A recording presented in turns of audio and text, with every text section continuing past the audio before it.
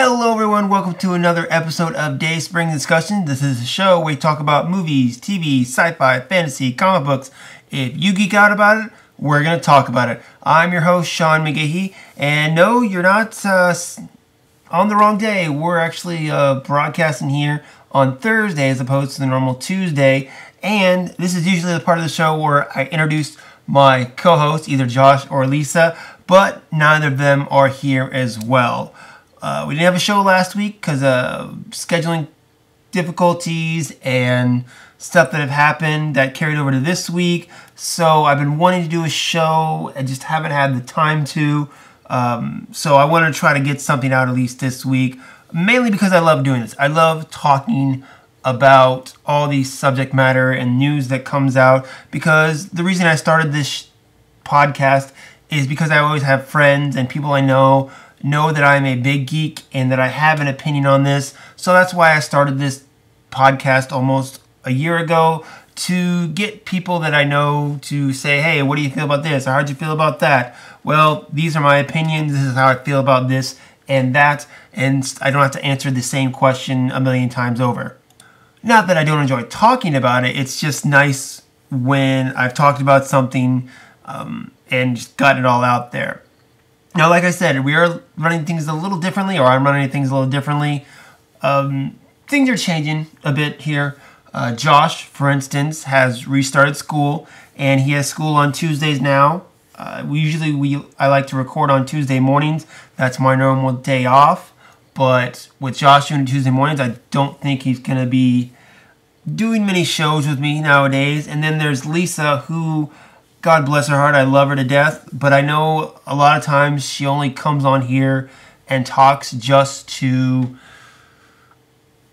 entertain me. I mean, she's a big geek too. You know, she loves coming on. She loves talking her Harry Potter, her Lord of the Rings. I've gotten her into Star Wars. She loves the superhero stuff as well, but I know she does this podcast just to humor me a bit, and one of the reasons I love her for it, but I don't know. I don't know what's going to happen. All I know is I'm going to continue to do this. If I have to do it by myself, I'll do it that way. I'll just make the episodes a lot shorter and maybe even make them more topical. Like normally I talk about stuff that happened last week. Maybe I'll talk about a trailer that just came out, which is something I'm going to do as well. Or I'll talk about an anniversary, which is, again, something I'm going to talk about as well. And just make them shorter. Usually the episodes are, an hour long each week. If I have to come along and just maybe do it myself, a couple times a week, that's fine. Make them maybe 10, 15 minutes, talk about a particular subject.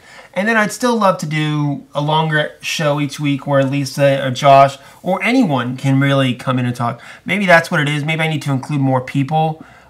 Because one thing I've liked is switching off between Josh and Lisa, because, if there's a big Star Wars thing going on, I like to have Lisa on here. If there's a big superhero or a Walking Dead thing on, I like to have Josh on here. So maybe I'll just try to do smaller shows and rotate more people in if I can.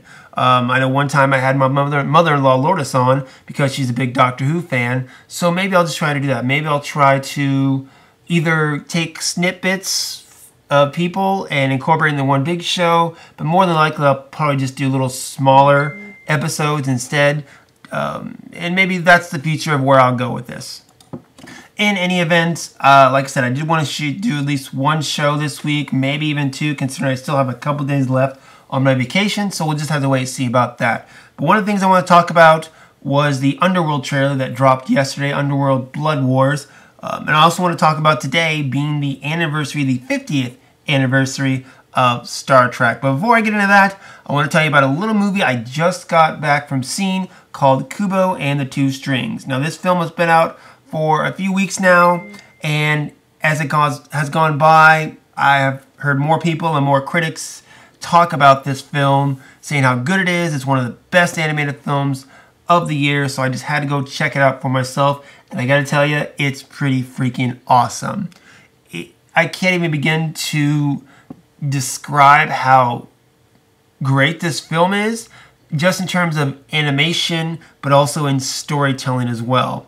I guess if I had to put it in a way, it's the classic hero's journey done so well. I mean, a lot of films, most films, have that classic hero's journey, that Joseph Campbell's hero's journey, and this just does it so well, so gracefully, so beautifully. It's just great, in my opinion. If you haven't seen this film, I highly recommend it. It's by the director, oh, what's his name? I got it right here. The director's name is Travis Knight. Now, he directed The Box Trolls and Paranorman, which I have not seen either of those films, but I might try to check out The Box Trolls. That's one I wanted to see, but just never got around to, so I might actually check that out, given how much I enjoyed this film. Now, the thing that kind of surprised me about this film as well is the voice casting as well. Leading it off, you have a young actor by the name of Art Parkinson voicing the main character of Kubo. Now, I wasn't quite sure who it was, so I had to go look him up. And it turns out he is none other than Rickon Stark. That's right, the Stark, the youngest Stark from Game of Thrones, does the voice. So now we know what he was doing instead of being in Game of Thrones, which personally, given that Rickon is my least favorite Stark and maybe spoiling what his fate was in the last season of Game of Thrones, I think he chose the right option to the voice for this film. I did a great job leading it in the voice. For a second there, I thought it was the kid from Room, but it wasn't. I looked it up and it's Art. So he does a great job. Another one that I knew right off the bat was Matthew McConaughey. He plays the samurai beetle in the film. Does a great job there. The monkey, who I swear I knew the voice. I knew I was going to know the voice when I looked it up. And it's Charlize Theron. She was great in it as well. And rounding it off, really phenomenal job was Rooney Mara. Does the voice of the evil sisters, or the main villains you see in the film. However, at the very end, you do see the Ralph Fiennes playing the Moon King, who is I guess the real villain of the film. The sisters are his daughters that are evil, and you see them most of the film, and then you see the Moon King at the end. But Ralph Fiennes, none other than Baltimore itself, of course, played the main villain, and it's fitting because his character very is Baltimore-ish at the end. One little surprise casting, or kind of funny casting, was I was watching this film, and at one point there was a villager that said the words, "Oh my." And of course, I immediately knew that it was none other than Star Trek veteran George Takei, because that's kind of become his new signature phrase. I'm not sure how new it is, but once he says it, you know it's George Takei, and I thought that was funny. It gave me a little laugh in the film. But I can't talk highly enough about Kubo and the Two Strings. Great movie. My Facebook page, in the About Me section, I always try to do something a little creative. I used to have my top 100 movies in there. I used to have my top 30 comic book or superhero films in there. Now I have my top films that I recommend that were released in 2016. I've got about 5 or 6 of them in there. And I'm going to definitely add this one to it because it was a great film. I recommend people go see it. It was just a great story. It was a great story. Everything worked. It was firing on all cylinders. And I think it's definitely a delight. It's one of the things, it's an animated movie. Older kids, maybe 10, 12 years old, they can probably handle it. But I wouldn't take my 3-year-old daughter to see it. That's kind of, the sisters were a little scary in it. To be fair, I was thinking of course, drawing parallels to Star Wars because everything's related to Star Wars in my world. And because, like I said, this film really is the classic hero's journey, much like the story that Luke Skywalker goes through in the first Star Wars film. Kubo goes through a similar journey where he, steps off that threshold of the normal, and along his journey he picks up friends that help him along the way. It's just a great film. I think Lisa would really like it, honestly. To be fair, though, I think it might make her cry, because it almost made me cry. But it's got a great message. It's a great fantasy film. Just overall, just a great movie. Great movie, one of the best I've seen in a while. Definitely better than what I saw last night. I sat down to watch 999, and that was one of those movies that tried to be like Training Day or The Departed, and I think it just fell short. But Kubo leaps above all the others. I can see why it's got a high rating on Rotten Tomatoes. Like I said, if you like a fantasy film, if you like the hero's journey, go see this film. I think it might be in theaters maybe another week or two, but if not, catch it on DVD when it comes. It's one I might even pick up on Blu-ray. We'll have to wait and see. Okay, so moving on from there, yesterday, the new trailer for the 5th Underworld film, Underworld Blood Wars, dropped. It's the first trailer from it, starring Kate Beckinsale, and I thought about wanting to do a reaction to it, or a review of it, really, with Lisa, because she was actually home yesterday with me, but we ended up doing multiple things yesterday and didn't have time to, and it's one of those things where I want to ask her to help me or help do it, but at the same time, I feel like, it's not the right time, she wouldn't be in the right mood, and that's the main thing about with the podcast, too, is I feel like a lot of times I don't get her in the right mood to do the podcast, but that's neither here nor there. But the main thing is both of us are actually fans of the Underworld franchise. The first 3 films, Underworld, Underworld Evolution, and Underworld Rise of the Lycans, we both really enjoy a lot. So it's one of the reasons I wanted to maybe see her talk about it. The 4th film, the latest one that came out, Underworld Awakening, that film was garbage. I'm sorry. Some people criticize the franchise in general, maybe say the first film maybe might be the only good one, or the second one, or whatever. The 4th one, I think we can all agree, was not that great. It felt like it lost a little of what makes the franchise great. I'm not sure. I can't put my finger on why that film really wasn't great, but I can kind of guess for me why it wasn't great is the absence of Michael, aka Scott Speedman. It seemed like they tried to put that character in the film without actually putting the character in the film, and that kind of made it less. Now, I don't know if it was because Scott Speedman wasn't asked to come back for the film, or if he didn't want to come back as well, because I know at the time the film came out, he was doing some submarine television show that ended up, I'm sure, looked horrible because it was dropped from the network or whatever. In any event, to me, the Underworld franchise has been, number 1, about Celine, and number 2, about Michael, and their relationship as well, too. So, for that, it was very odd not having him in the film. And I think really what made it most odd is the fact that they tried to have him in the film, again, without having him in the film. They had, like, flashbacks, and they had him in the cryogenic tube or whatever, and he wasn't really in the film. It was just very odd. To me, that's something the film was lacking. And I want to say this film could go back and bring him back and reignite my interest for it, but I don't think that's going to happen either, just from what I've seen of the trailers. Now, for those of you who saw Underworld Awakening, first off, I'm sorry.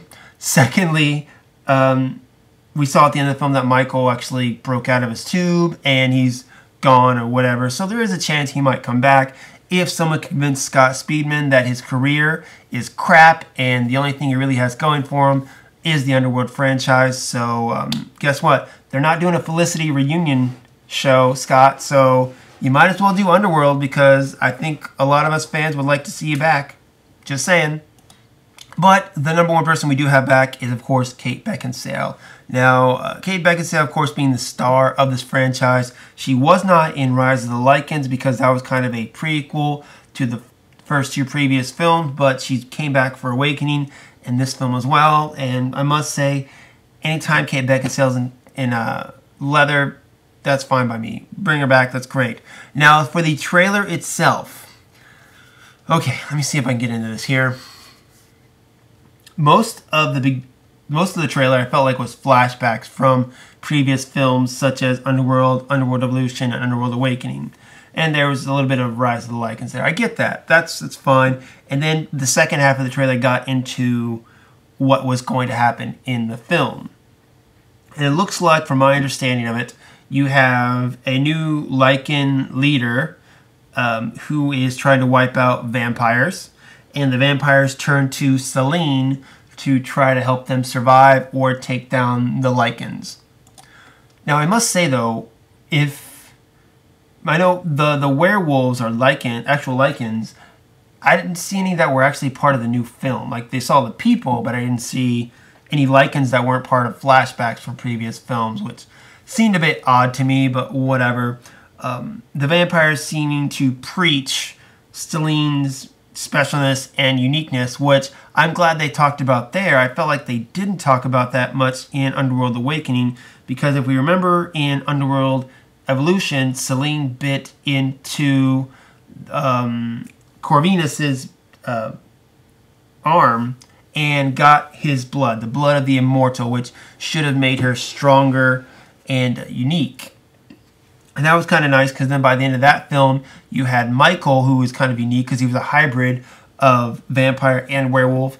And then you had Selene, who had the blood of immortals running through her, which made her unique as well. So they're both very different characters, not just lichen, not just vampire, which again made them more special. Underworld Awakening, I've seen the film I think once. I saw it once in theaters, and then I remember I tried to rent it on Blu-ray or DVD, and I had it, and I was going to watch it, and I'm just like, no, I can't. This film, from what I remember, was just too terrible to watch again. So maybe I'll try to rewatch it before I see the new one, because I will go see the new one just because, again, I'm a fan of the franchise.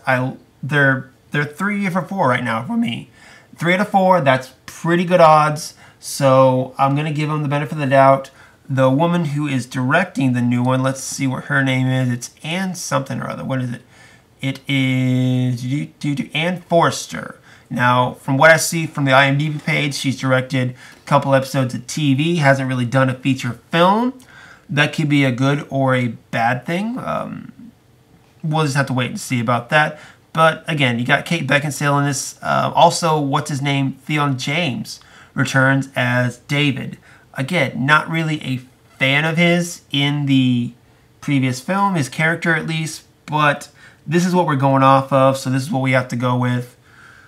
We'll just have to see, man. I'm not excited for the film. I have a high hope that, well, not a high hope, more of a prayer that this film will get the franchise back on track, because Awakening, like I said, was so bad. Now, in this trailer, again, Selene talked about everyone she cared about has died, referencing Michael, although technically from what we know so far, Michael's not dead, he's just not with her. And then her daughter, which they introduced that in the last film as well. Now, are they saying that she's lost her along the way? I don't know. We'll just have to wait and see about that. I think that was part of it that ruined it. I felt like, and really, okay, I'm going to go into this, because really, I feel like what happened was the makers of Underworld Awakening or whatever felt like they couldn't get Scott Speedman. He wouldn't do it. They didn't want him to do it, whatever. He was asking more money, whatever. And that kind of shaped the story, because it totally is different. If you take Underworld, then Underworld Evolution, it is a story of Scott and Selene. And then you went to Underworld Awakening, and it didn't feel like a good continuation. You know, it felt like one of those sequels that happened like 10 or 20 years later, after, you know, they ran out of ideas and they want to try to bring it back just to make some money. And it wasn't that far from, you know, the second film, the next part of the story. And it didn't work. Like I said, I think the having Michael in there without actually having Michael in there is really a big part of what I didn't like about the film. So now, another thing the previous films had going for it that Underworld Awakening was lacking was Les Wiseman. He helped write the first 2 Underworld movies. I know he helped write Underworld Awakening as well, but he directed Underworld and Underworld Evolutions.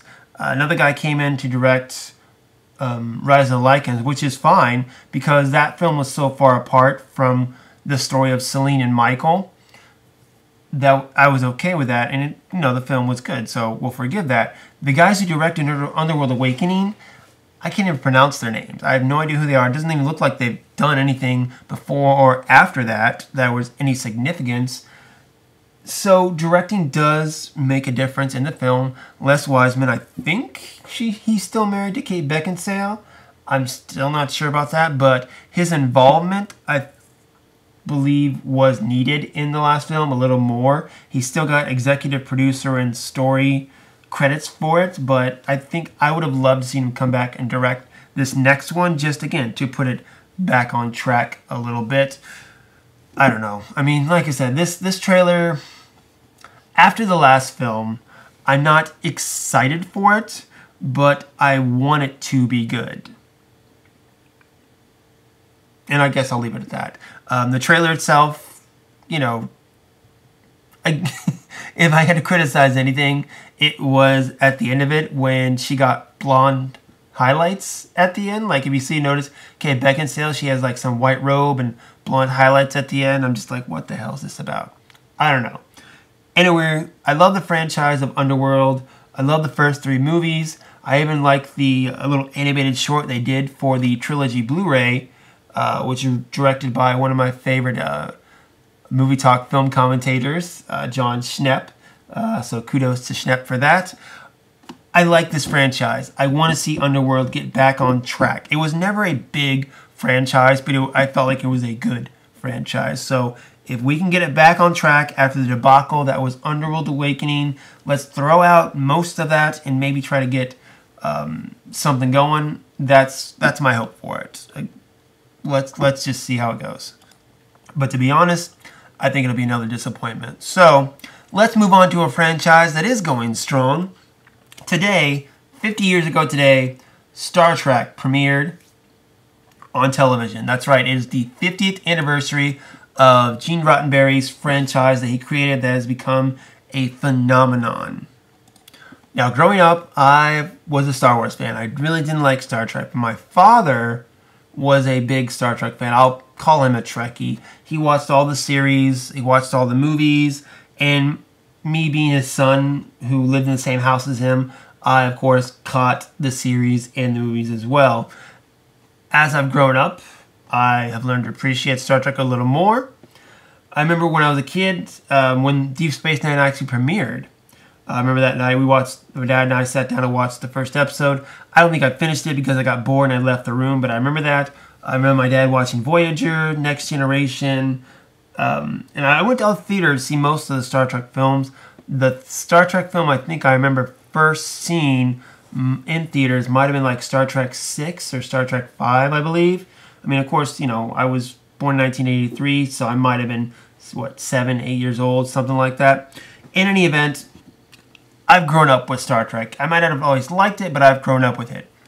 Now, in recent years, you have kind of the reboot, so to speak, that J.J. Abrams did. So Star Trek Into Darkness, and then the recent film Star Trek Beyond.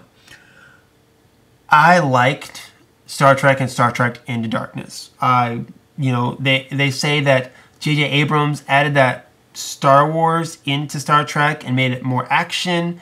And as a guy who grew up loving Star Wars and still loves Star Wars, I'm okay with that. I like those movies, I'm not going to lie.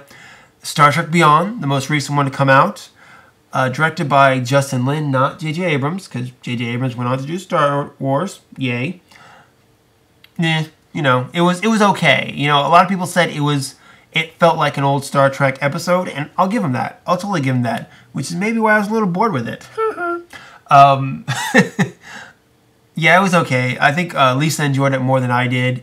There were parts that I liked. I liked the more of the fun of the past few previous films. Trekkies give Star Trek Into Darkness a lot of crap.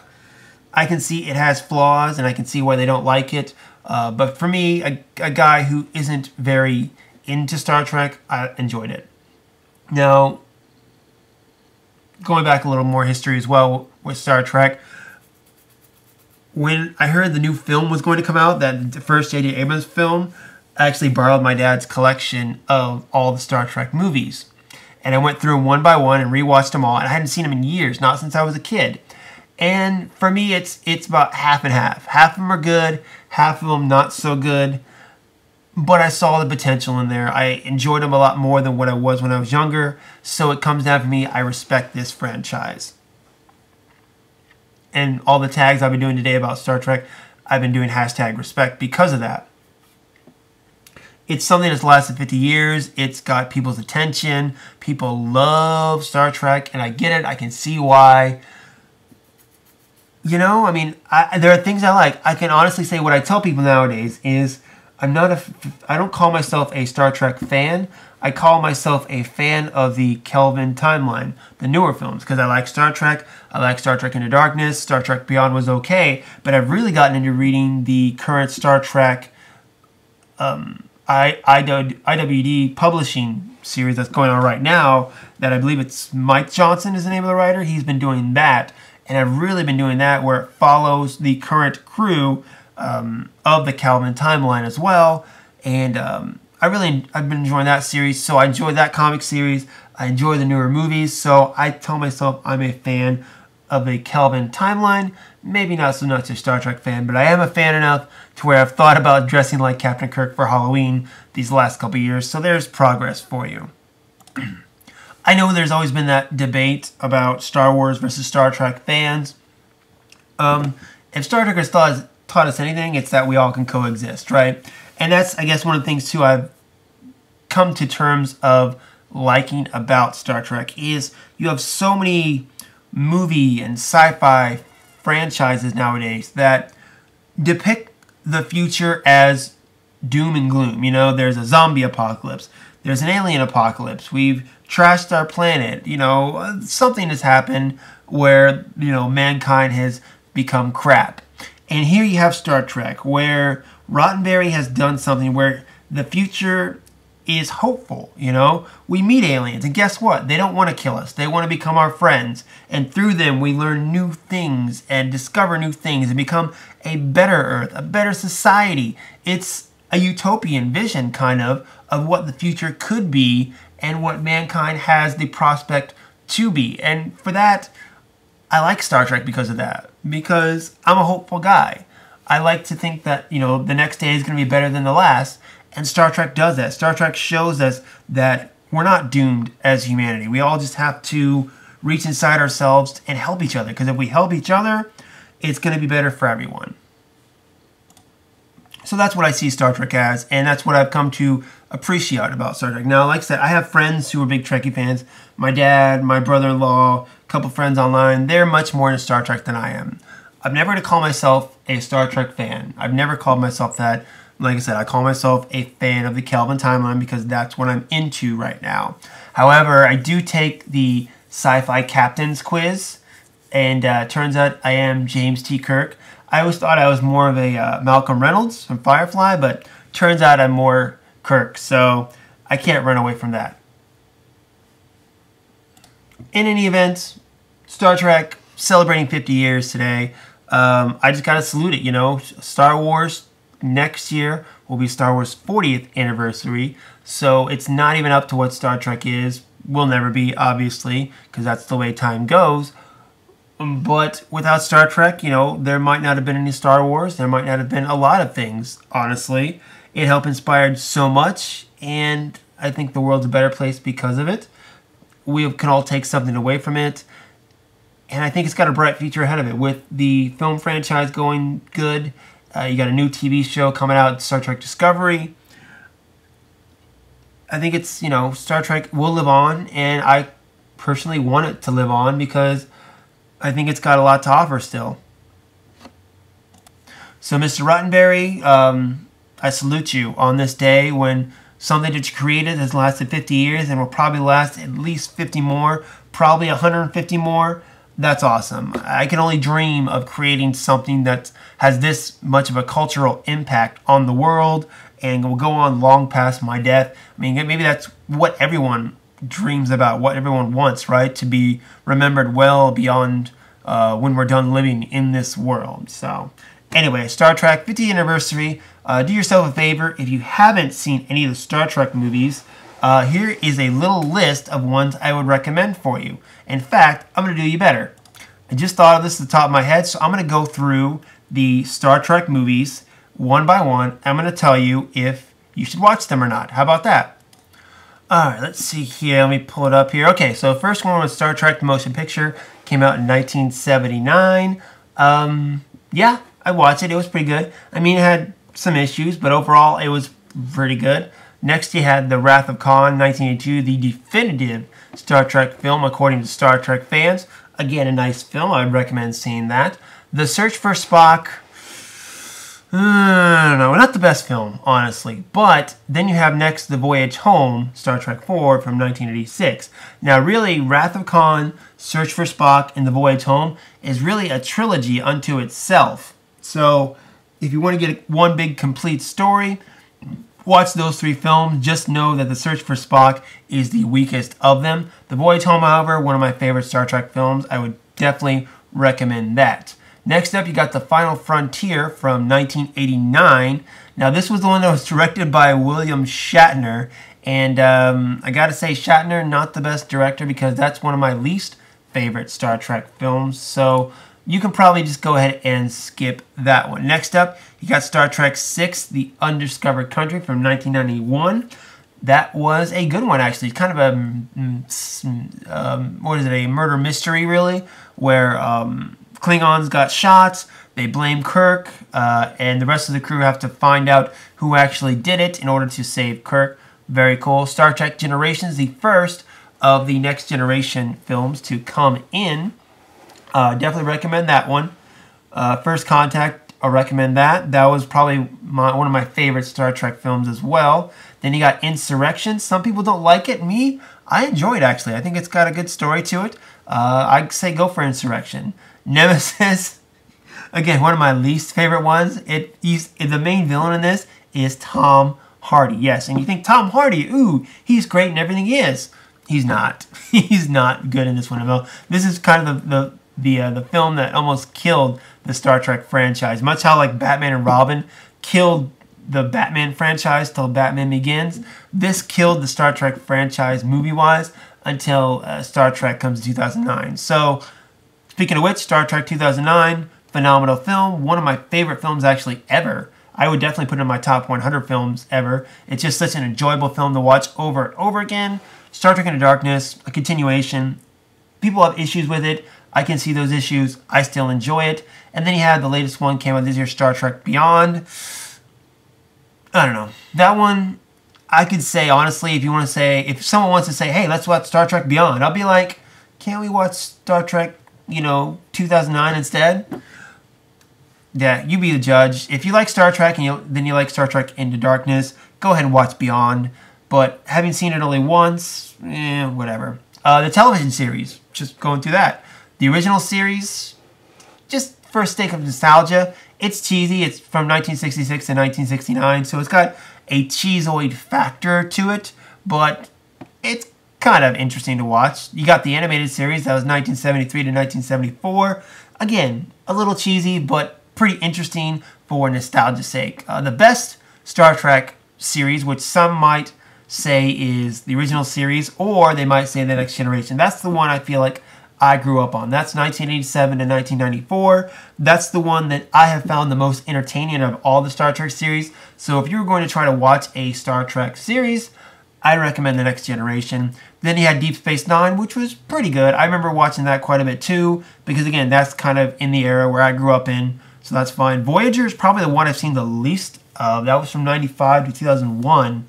Had the female captain with it. I've seen the least of that, but, I'd probably skip it, honestly. Enterprise, I've actually tried to watch it. I watched it on Netflix. I think all these are actually on Netflix, all the series are. Couldn't get into it. I went about 3 episodes before I dropped it. And then, of course, next year you have Star Trek Discovery coming out as well. So, to recap, ones I would definitely recommend checking out, movie-wise, the motion picture, The Wrath of Khan, The Voyage Home, The Undiscovered Country, Generations, First Contact, Insurrection, Star Trek Into Darkness. The television series I would recommend, the original series, the animated series, The Next Generation, and go ahead and check out Deep Space Nine as well. So those are my Star Trek recommendations. Yes, Star Trek recommendations from a Star Trek fan, so take that as you will.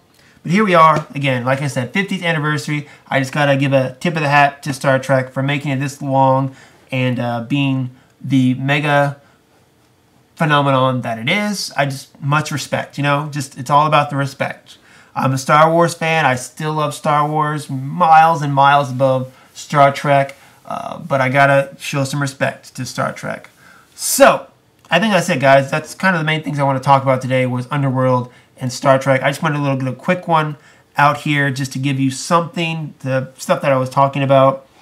So like I said, I'm probably going to be doing a lot shorter episodes, and a lot of them are probably just going to be myself, which is why it's so much more important that you respond back to me. dayspringdiscussions@gmail.com, social media through Twitter or the Facebook group. Myself personally, I'm on Instagram and Twitter, Slim, SLYM, Dayspring12. Like I said, when I started this, I wanted to get my opinion out there to people who always ask my opinion about these things. Now that I've started this podcast, I really want to keep it going, but I need your guys' help to do that. I'm going to continue talking, but it's so much more if it's just not me sitting here talking to a microphone. It's better if you come back at me and talk to me as well. You can send me some voicemails or whatever. Just, you know, it's a discussion, okay? Dayspring Discussions, that's the name of the show. I wanted to talk about stuff. I know you love this stuff as much as I do. Otherwise, why would you sit here for half an hour and listen to me ramble about it? Let's talk, okay? That's what it's all about. We're a community. We all love the same stuff. It's what it's all about, okay, guys? So that's it. That's it for today. If you want to talk about your reaction to the Underworld trailer, you want to talk about Star Trek and how much you love Star Trek, hop on the social media sites or on email. Send me your stuff. I'd love to hear from you. I want to get a discussion. That's what it's called. Remember, Dayspring Discussions. I can't emphasize that enough. Or if you want to hear more about what I thought about Kubo, jump online. Let's get this going, guys. So, until next time, live long and prosper.